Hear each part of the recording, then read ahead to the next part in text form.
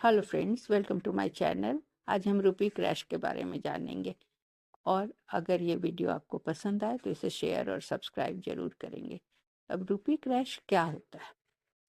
रुपी crash का मतलब होता है कि भारतीय रुपये की कीमत में अचानक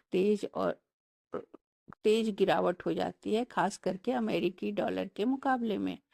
मतलब क्या हुआ? गिरावट का मतलब हुआ कि पहले 1 रुपये से जितने डॉलर मिलते थे अब उससे कम डॉलर मिले। तो इसका मतलब हुआ कि रुपया कमजोर हो गया, क्रैश हो गया। 1947 के समय में $1 और एक के बराबर 1 रुपया होता था, लेकिन अब तो 90 रुपये के बराबर $1 हो रहे हैं। तो इसका मतलब कि रुपया कितना कमजोर हो गया डॉलर के मुकाबले में। तो पहले एक उदाहरण लेते हैं कि $1 के जो था वो 70 रुपये के बराबर था। कुछ समय के बाद $1 85 रुपये के बराबर हो जाता है। अब उसी $1 को खरीदने के लिए हमें क्या करना है? पहले 70 देना पड़ता था, अब 85, तो 15 रुपये ज़्यादा देने पड़ रहे हैं, यानी रुपया की कीमत गिर गई, क्रैश हो गया रुपया। रुपया क्रैश क्यों होता है? इसके प्रमुख कारण क्या हैं?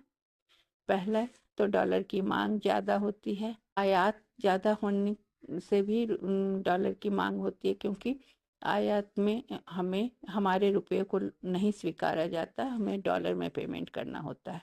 विदेश में पढ़ाई के लिए डॉलर की ज़रूरत होती है। कंपनियों द्वारा भुगतान बढ़ने पर डॉलर की मांग बढ़ती है। कच्चे तेल के दाम बढ़ने से डॉलर ज़्यादा देना पड़ता है। भारत 85% तेल आयात करता है, इसलिए भारत को ज़्यादा डॉलर की ज़रूरत है।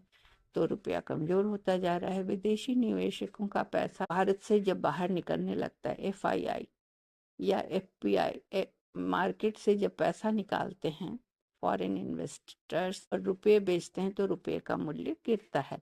भारत में महंगाई का बढ़ना भी क्रय शक्ति को कम करता है, इससे रुपये का मूल्य कम हो जाता है। व्यापार का घाटा बढ़ना, आयात ज़्यादा होना, निर्यात कम होना, इससे अधिक डॉलर की ज़रूरत पड़ती है, इससे रुपया कमज़ोर होता है। अमेरिका में ब्याज की दरें बढ़ती है, तो निवेशक पैसा वापस अमेरिका ले जाते हैं जो उन्होंने भारत में निवेश किया होता है। तो इससे डॉलर की मांग बढ़ जाती है और रुपये की कीमत गिर जाती है। तो रुपये के क्रैश होने पर क्या असर पड़ता है?